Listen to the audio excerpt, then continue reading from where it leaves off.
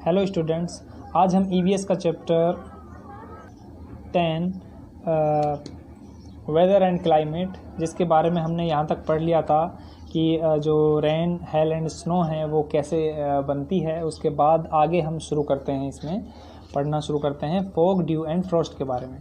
तो देखिए, on winter nights the air above the ground gets cool enough for the water vapour in it to condense. यानी कि जो सर्दियों की रात में क्या होता है, जो हवा होती है वो ठंडी हो जाती है, और ठंडी होने के बाद में क्या चाहती है, ताकि जो वाटर वेपर हैं, ठीक है ना, वो कंडेंसेस हो सकें, यानी कि वो एक जगह पे एकत्रित हो सकें, जो वाटर वेपर हैं इकट्ठा हो सकें। फिर उसके बाद में क्या होता है, the vapour condenses and forms a kind of cloud just above the ground. यानी कि वो जो वेपर होते हैं वो एक जगह पे कंडेंसेस हो जाते हैं, इकट्ठे हो जाते हैं, and forms a kind of clouds, और एक बादल का रूप ले लेते हैं जस्ट अबव द ग्राउंड, यानी कि ज़मीन से थोड़ा सा ऊपर। तो दिस इज कॉल्ड फॉग। तो यही जो होता है वो फॉग कहलाता है, ठीक है ना। तो the fog lifts once the sun comes out and it becomes warmer. The fog lifts once the sun comes out and it becomes warmer. यानी कि जब सन जो है, हमारा सूरज जो है, वो जब निकलता है तो जो फॉग होता है वो लिफ्ट हो जाता है, वहाँ से छोड़ दे, अपनी जो जगह है उसे लेफ्ट कर देता है, और वो जो जगह होती है फिर से दोबारा से क्या हो जाती है, वो गर्म हो जाती है, ठीक है। तो लीव्स एंड ग्रास, अब यहाँ आगे देखते हैं, leaves and grass cool after sunset, ठीक है ना। जो पत्तियाँ और जो लीव्स होती हैं उसके बाद में क्या होता है, वो थोड़ी सी ठंडी हो जाती हैं सनसेट होने के बाद। यानी कि जब सूरज छिपता है, ठीक है, सूरज छिपने के बाद में जो लीव्स हैं, यानी कि पत्तियां हैं और जो घास हैं, वो काफ़ी ठंडी हो जाती हैं। When they get cold enough the water vapour in the air को कंडेंसेस ओवर देम, ठीक है। तो जब ये काफ़ी ठंडी हो जाती हैं तो जो वाटर वेपर होते हैं जो हवा में, ठीक है ना, वो इनके ऊपर जमा होना शुरू हो जाते हैं, जो वाटर वेपर होते हैं, यानी कि वाटर वेपर उसके ऊपर जमा हो जाते हैं, तो वो पानी की बूंद का रूप ले लेते हैं, ठीक है ना। वाटर वेपर उनके ऊपर जमा होने के बाद में क्या होता है, वो पानी की बूंद का रूप ले लेते हैं इस तरीके से। ये आप देख सकते हैं इन पत्तियों के ऊपर ये पानी की बूंद रही, ठीक है ना। तो उसके बाद में देखिए, the tiny drops of water that forms on leaves, grass and other cold things, ठीक है ना, आउटडोर्स आर कॉल्ड ड्यू। तो जितनी भी मतलब ये छोटी छोटी सी बूंदें होती हैं वाटर की, ठीक है ना, जो कि किसी पत्ती पर, घास पर, या कोई किसी भी ठंडी चीज़ पर, ठीक है ना, बाहरी किसी भी ठंडी चीज़ पर ये जो इकट्ठी होती हैं, तो इन्हीं को हम ड्यू कहते हैं, यानी कि ओस की बूंद कहते हैं। और when the weather turns very cold, और जब जो वेदर है, जो मौसम है, वो बहुत ज़्यादा ठंडा हो जाता है, dew drops freeze into crystal of ice. तो ये ओस की जो बूंदें होती हैं, ये जो उसकी बूंदें होती हैं, ये बहुत ज़्यादा ठंडी होने के बाद में क्या होती है, फ्रीज हो जाती हैं, जम जाती हैं, और बर्फ़ के टुकड़ों से में जम जाती हैं। तो frozen due is called Frost. तो ये जो फ्रोजन ड्यू होती है, यानी कि जो जमी हुई ओस होती है, इसे हम फ्रॉस्ट कहते हैं, जिसे हम पाला भी कह लेते हैं, ठीक है ना। देखिए, यहाँ पर एक उदाहरण उसका फॉग का दिया हुआ है कि इस टाइम यहाँ पर फॉग इतनी ज़्यादा है कि यहाँ पर कुछ भी देखना संभव नहीं है, मुमकिन नहीं है। ये सिर्फ इसी वजह से हो रहा है कि जो वाटर वेपर हैं, ठीक है ना, वाटर वेपर जो हैं वो हवा में मिलकर एक प्रकार का बादल जो है वो बना लेते हैं, और वो सिर्फ एक ज़मीन से जस्ट ऊपर जमा हो जाते हैं, ठीक है ना, जो फॉग का रूप ले लेते हैं। अब आगे देखिए, इसमें ह्यूमिडिटी की बात करते हैं। ह्यूमिडिटी ऑन सम डेज, कुछ कई बार ऐसा होता है, the sweat on our skin, हमारे शरीर पर जो पसीना होता है, डज नॉट ड्राई, वो सूखता नहीं है, एंड वी फील स्टिकी, और हम जो है बहुत चिपचिपा महसूस करते हैं, ठीक है ना। ऐसा आपने कभी नोटिस भी किया होगा शायद इन्हीं दिनों में, जैसा कि अभी बरसात के से मौसम चल रहे हैं, ऐसे दिनों में जब बारिश होने के बाद में ह्यूमिडिटी काफ़ी हो जाती है, तो जब धूप खिलती है तो हमारा जो पसीना होता है वो सूखता नहीं है जल्दी से। तो देखिए, हैव यू वंडर्ड वाई, तुम कभी आपने सोचा है कि ऐसा क्यों होता है? It is because the air can carry only a fixed amount of water vapour. ऐसा इसलिए होता है क्योंकि जो हवा होती है, जो एयर होती है, वो एक फिक्स अमाउंट, यानी कि लिमिटेड, निश्चित जितनी मात्रा होती है पानी की जो वाष्प की जो मात्रा होती है, उसे फिक्स अमाउंट को ही अपने साथ कैरी करती है, ले जाती है। When it is already full of water vapour, यानी कि जब ये पहले से ही वाटर वेपर के साथ बहुत फुल हो जाती है, इसमें मात्रा इसकी बचती नहीं है, तो it can not take any more, तो ये और ज़्यादा नहीं ले जा सकती, ठीक है ना। जो हवा है वो और ज़्यादा जो वाष्प है उसे अपने साथ कैरी नहीं कर सकती। Then the sweat does not evaporate, तो हमारा जो पसीना होता है वो ऐसी सिचुएशन में क्या होता है, वो एवोपरेट नहीं होता, यानी कि वो सूखता नहीं है। And clothes takes an age to dry, और जो कपड़े भी हैं वो भी थोड़ा सा टाइम लेते हैं सूखने में। तो we call such days humid, तो ऐसे दिनों को हम ह्यूमिड कहते हैं, यानी कि नमी वाला दिन आप इनको कह सकते हैं। ह्यूमिड मीन्स डंप, यानी कि ह्यूमिड मीन्स भी वही चीज़ है, सेम नमी। We also say that the humidity, ठीक है ना, we also say that the humidity of the air is high, ठीक है ना, यानी कि हम इसे अपने हवा के अंदर की एक ह्यूमिडिटी कह सकते हैं कि हवा में आज नमी है, हवा में आज ह्यूमिडिटी है। इसके बाद देखिए बात करते हैं हम क्लाइमेट की, ठीक है। तो देखिए the climate of a place is the kind of whether it generally has, ठीक है ना। जो क्लाइमेट है वो एक जगह का मौसम है जैसा कि आमतौर पर वहाँ पर रहता है। What make a place have a certain kind of climate, ठीक है ना, यानी कि हम एक जगह का जो क्लाइमेट है उसे कैसे निर्धारित कर सकते हैं। तो इस चीज़ की देखिए सबसे जो पहली चीज़ है, one of the things is the amount of sunshine it gets throughout in the year, यानी कि अमाउंट ऑफ द सनशाइन उस जगह का कैसा है पूरे साल का, ठीक है ना। ये चीज़ बहुत ही ज़्यादा इस चीज़ को इम्पोर्टेंट है कि उस जगह की पूरे साल का जो अमाउंट ऑफ सनशाइन है वो कैसा है। The amount of sunshine a place gets depends on how far it is from the equator, और ये जो अमाउंट ऑफ सनशाइन है यानी कि किस जगह पे सनशाइन की कितना अमाउंट जो कितनी मात्रा वो पड़ रही है, कितनी ज़्यादा वहाँ पर गर्मी है या कितनी ज़्यादा वहाँ पर सनशाइन पहुँच रही है, ये डिपेंड करता है कि भाई हम जो है वो इक्वेटर से कितना दूर है, ठीक है। उस चीज़ के बारे में मैं भी आपको बता देता हूँ, ठीक है। Places near the equator get a lot of sunshine throughout the year, यानी कि जो इक्वेटर के नज़दीक के जो हैं या इक्वेटर में जो आते हैं, जो जगह हैं जहाँ से इक्वेटर हमारी जो पृथ्वी का जो बीच है, भूमध्य रेखा जिसे हम कहते हैं, वहाँ पर ए lot of sunshine throughout the year, यानी कि पूरे साल वहाँ पर जो है सनशाइन ज़्यादा रहती है, ठीक है ना। और the rays of the sun fall directly near the equator, और जो रेज हैं सन की वो डायरेक्टली यहाँ पर इक्वेटर के आसपास पड़ती हैं। जैसा कि देखिए आप यहाँ पर देख सकते हैं, ये हमारी अर्थ हो गई, ये इसका नॉर्थ पोल हो गया, ये साउथ पोल हो गया, ठीक है ना। ये बीच में हम इक्वेटर मान लेते हैं। तो जो सन की रेज हैं, ठीक है ना, वो यहाँ पर इक्वेटर पर तो डायरेक्ट पड़ेंगी, और जो इसके ऊपर वाले और निचले वाले इलाके हैं, ठीक है ना, यहाँ पर इसकी स्लेंटिंग रेज पड़ेंगी, यानी कि तिरछी जो रेज हैं, किरणें हैं, वो पड़ेंगी। तो जो ये बीच वाला हिस्सा है, यहाँ जहाँ डायरेक्ट रेज पड़ रही है, तो यहाँ पर सबसे ज़्यादा गर्मी रहती है, ठीक है ना। तो जो ऐसे गर्मी वाले इलाके हैं, ठीक है ना, यानी कि ये देखिए जो बीच का इलाका है जहाँ पर इक्वेटर होकर गुजर रही है, ये जहाँ पर सनलाइट है, सनशाइन है, वो डायरेक्ट पड़ती है, ऐसे जो इलाके हैं, ऐसे जो क्षेत्र हैं, उनको हम टॉरिड जोन कहते हैं। और जहाँ पर स्लेंटिंग रेज पड़ती हैं, ठीक है ना, इनको हम कहते हैं टेम्परेट जोन, यानी कि ना ज़्यादा गर्म ना ज़्यादा ठंडा। और यहाँ पर ये देखिए आप, ये जो पोल्स आपको दिख रहे हैं, नॉर्थ पोल्स और साउथ पोल, ठीक है ना, यहाँ पर क्या होता है कि जो सूरज की जो किरणें हैं, जो सूरज की रेज हैं, सन रेज, वो बहुत ही कम पड़ती हैं, यानी कि एक साल में आधी बार ही इन पर जो है किरणें, जो इनकी सन लाइट हैं, वो पड़ती हैं, यानी कि एक बार यहाँ पर और एक बार यहाँ पर। इसलिए इसके आधे दिनों में दिन होता है हमेशा, और एक आधे हिस्से में हमेशा रात होती है। यानी कि अगर यहाँ पर सनलाइट पड़ रही है तो इसके इस वाले हिस्से में हमेशा रात रहेगी, और अगर इस वाले हिस्से में सनलाइट पड़ रही है तो इसके इस वाले हिस्से में हमेशा यहाँ पर रात रहेगी, अगर यहाँ पर दिन रहेगा तो, ठीक है ना। इसका मतलब यहाँ पर 6 महीने के दिन यहाँ पर रहता है, और 6 महीने के दिन और 6 महीने की रात इधर रहती है, और 6 महीने का दिन 6 महीने की रात इधर रहती है। तो देखिए हम पढ़ रहे थे यहाँ पर, अभी आपको ये और हम अच्छी तरीके से बाद में समझा देंगे। हम पढ़ रहे थे यहाँ पर कि places near the equator get a lot of sunshine throughout the year. The rays of the sun fall directly near the equator. Okay, so these places are hot.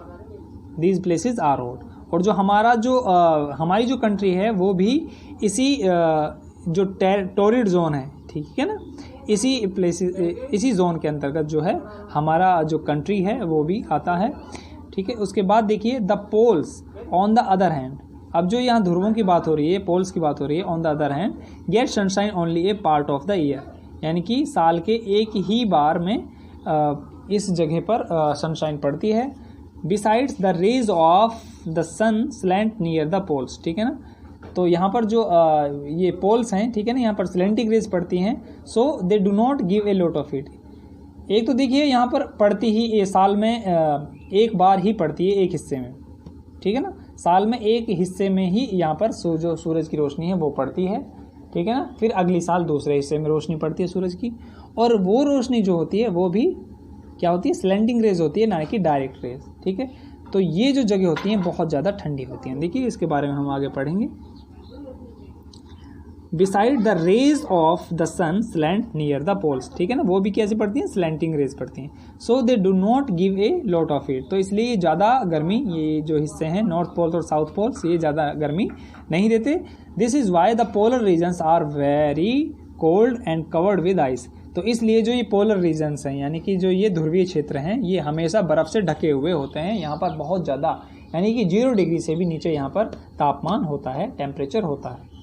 अब देखिए बात करते हैं आगे।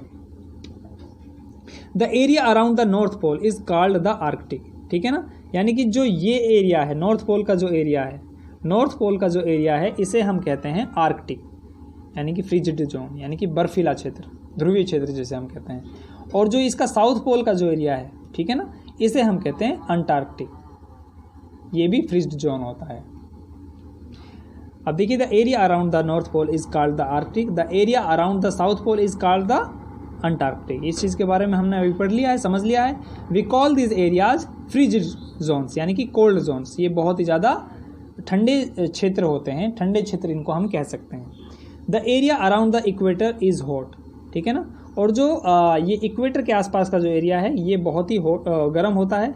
सो we call it the torrid zone, तो इसलिए हम इसे टॉरिड जोन कहते हैं, यानी कि हॉट जोन, उष्ण क्षेत्र भी इसे हम कह सकते हैं। In between are the temperate zones, और इनके जो बीच के जो क्षेत्र हैं, यानी कि नॉर्थ के और साउथ के बीच के, ठीक है ना, यानी कि ये वाला और ये वाला, ठीक है ना, इसको हम कहते हैं टेम्परेट जोन, यानी कि ना ज़्यादा गर्म ना ज़्यादा ठंडा, यानी कि शीतोष्ण इसे हम कह सकते हैं, यानी कि ज़्यादा ठंडा भी नहीं ज़्यादा गर्म भी नहीं। Temperate means neither too hot और नॉर टू कोल्ड, यानी कि ज़्यादा ना गर्म है और ना ज़्यादा ठंडा। Our country lies in the torrid zone, जो हमारा देश है वो इस टॉरिड जोन के अंदर आता है। So we have a warm climate, इसलिए जो हमारा जो क्लाइमेट है, जो हमारे देश की जो जलवायु है वो कैसी है, वो काफ़ी गर्म है, ठीक है। लेकिन अब आप कहेंगे कि सर ऐसे भी कई हमारे एक देश में जगह हैं जहाँ पर बहुत ज़्यादा बर्फ़ पड़ती है, ठीक है ना, येस ऑफ कोर्स, तो उस चीज़ के बारे में भी अभी हम आगे डिस्कस करेंगे। देखिए there are many other things on which the climate of a place depends, ठीक है ना, और भी बहुत सारी चीज़ें हैं जिन पर क्लाइमेट जो है वो डिपेंड करता है, ठीक है ना। The height of a place is one, ठीक है ना, उनमें जो एक जगह की ऊंचाई है वो बहुत ज़्यादा डिपेंड करती है। That means the climate of a place depends on whether it is the hills और इन द प्लेन्स, यानी कि ये डिपेंड करता है कि किस जगह पर जो पहाड़ी क्षेत्र हैं और किस जगह पर समतल मैदान है। For example the must of our country has a warm climate, ये हमें पता है कि जो हमारी जो कंट्री है वो बहुत ही गर्म क्षेत्र की जलवायु है हमारे देश में। Places in the mount have a colder climate, लेकिन जो हमारे यहाँ पर माउंटेन्स के जो क्षेत्र हैं, यानी कि पहाड़ी जो क्षेत्र हैं, पर्वतीय जो क्षेत्र हैं, वहाँ का जो क्लाइमेट है वो कैसा है, वो काफ़ी ठंडा है, have a colder climate. Okay, अब देखिए आगे, हाउ क्लाइमेट अफेक्ट अस, तो जो हमारा जो क्लाइमेट है, जलवायु जो है वो कैसे हमें अफेक्ट करती है, उस चीज़ के बारे में हम पढ़ते हैं। Climate affects our lives in many ways, जो क्लाइमेट से यानी कि जलवायु जो वो कई तरीके से हमारी जो जीवन है उसे प्रभावित करता है। Here are some of them, यहाँ पर कुछ उस चीज़ के बारे में बताया गया है। तो देखो, kinds of houses and clothes, ठीक है ना, घर और क्लॉथ्स के बारे में यहाँ पर हम पढ़ेंगे। अलग अलग प्रकार ये क्लाइमेट्स की वजह से हमारे चेंज होते हैं। You have already read that the kind of houses people make depends on the climate. देखो हमने पहले चैप्टर में भी, इससे पहले चैप्टर में भी, ठीक है ना, 7 जो चैप्टर हमारा निकला था हाउसेस के बारे में, उसमें भी हमने पढ़ा था कि जो हाउसेस हैं, ठीक है ना, वो डिपेंड करते हैं क्लाइमेट पर, ठीक है। For example houses have slanting roofs in places where it snows और रेनी हैविली, यानी कि जहाँ पर बहुत ज़्यादा भारी बारिश होती है या फिर बर्फ़ पड़ती है, वहाँ की जो छतें होती हैं घरों की, वो स्लैंटिंग रूफ्स बनाते हैं। People who live in cold places, और जहाँ पर लोग जैसे कि ठंडे इलाकों में, ठंडे क्षेत्रों में रहते हैं, वहाँ पर क्या होता है, वो हैवी कपड़ा, वूलन क्लॉथ्स यानी कि गर्म कपड़े वो पहनते हैं। और people who live in warmer places, और जहाँ पर बहुत ही गर्म जो क्षेत्र हैं, वहाँ के जो लोग होते हैं वो गर्म कपड़े नहीं पहन सकते।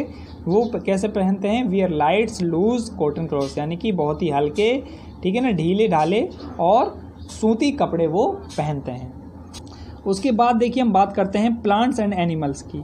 The kind of plants that grow naturally in a place depends on its climate, ठीक है।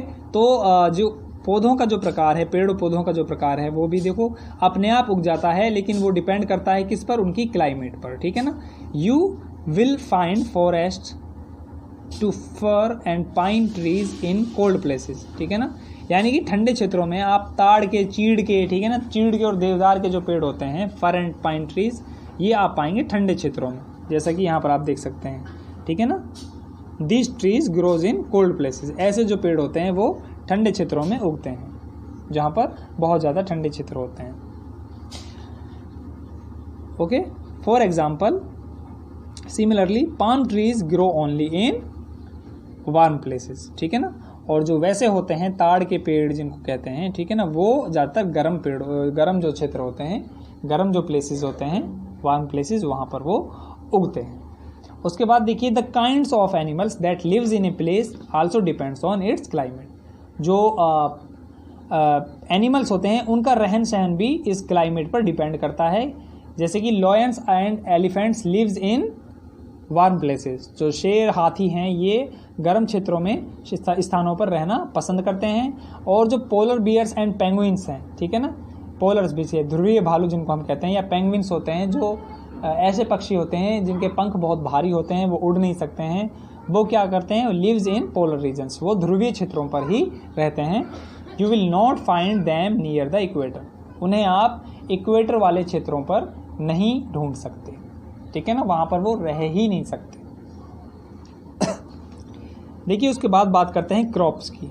The kinds of crops people grow also depends on the climate, ठीक है ना, यानी कि जो क्रॉप्स है, जो फसल हैं, वो भी डिपेंड करती हैं क्लाइमेट पर, जलवायु पर।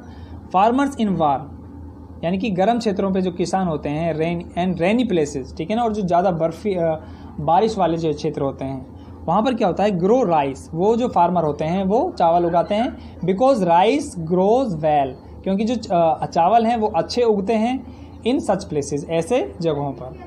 Farmers in colder and dryer places, ठीक है ना, ग्रो वीट, और जो ठंडे और जो सूखे जो क्षेत्र होते हैं वहाँ पर वो अनाज उगाना पसंद करते हैं, अनाज उगाते हैं, ठीक है ना। Similarly people in colder places grow apples, ऐसे ही जो ठंडे जो क्षेत्र होते हैं, बहुत ज़्यादा जो ठंडे क्षेत्र होते हैं, वहाँ पर जो पीपल्स हैं वो एप्पल्स, प्लम्स, एप्रिकॉट्स और पीचेस के जो हैं पेड़ वगैरह उगाते हैं।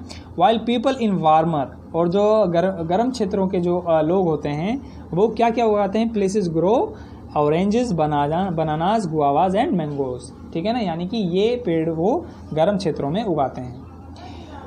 How seasons and weather affects our leaves.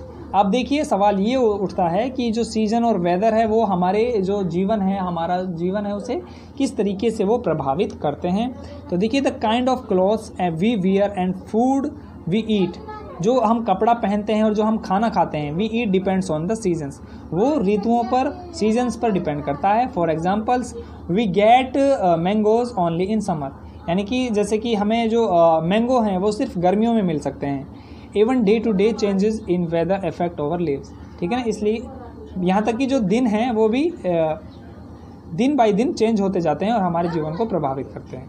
No one plans a picnic on a rainy day, कोई भी पिकनिक, जैसे कि एक पिकनिक है उसका प्लान नहीं बना सकता एक बरसात के इस मौसम में। Fisherman do not go out to the sea when a storm is coming. तो जैसे कि मछली वाले मछुआरे जो होते हैं वो समुद्र पर नहीं जा सकते when a storm is coming, यानी कि जब कोई तूफान समुद्र में चढ़ रहा हो। Often international match gate delayed because of rain. यहाँ तक कि जो इंटरनेशनल मैच होते हैं वो भी डिले कर दिए जाते हैं because of rain. And trains gate delayed in winters, और जो ट्रेनें होती हैं वो भी डिले कर दी जाती हैं इन विंटर्स, सर्दियों में, ड्यू टू फॉग। तो ये जो वेदर है, सीजन्स है, ये हमारी जीवन को बहुत ज़्यादा प्रभावित करता है। ये एग्जाम्पल जो हमें यहाँ पर पढ़े हैं, इन चीज़ों से ये बात क्लियर हो जाती है, ठीक है ना। तो इससे रिलेटेड जो ये क्वेश्चन आंसर हैं, what is weather, how does dew form, ठीक है ना, ये सारे जो क्वेश्चन हैं और जो इसकी एक्सरसाइज जो बाकी रह गई है, इस एक्सरसाइज को हम नेक्स्ट चैप्टर डे में आपको कराएंगे, नेक्स्ट वीडियो में आपको कराएंगे। आज की वीडियो में इतना ही। Thank you so much.